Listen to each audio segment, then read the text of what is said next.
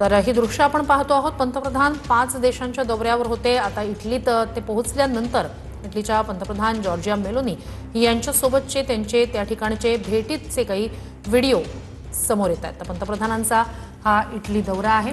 Giorgia Meloni आणि पंतप्रधानांची ही भेट, स्वागत त्यांचं इटलीत केलं जातंय। तर नॉर्वे असेल, नेदरलँड असेल, यूएई असेल, याच्यासह इटलीचा हा पंतप्रधानांचा दौरा आहे। एकंदरीतच द्विपक्षीय संबंध मजबूत करणं, व्यापार असेल, तसंच संरक्षण विषयक करार असतील, अशा अनेक अंगांनी पंतप्रधानांचे हे 5 देशांचे दौरे अत्यंत महत्त्वाचे मानले जात होते। अशातच सध्याची ही दृश्य आपण पाहतोय। इटलीची राजधानी रोम या ठिकाणी पंतप्रधान मोदी पोहोचलेले आहेत आणि आता इटलीच्या पंतप्रधानांसोबत द्विपक्षीय बैठक,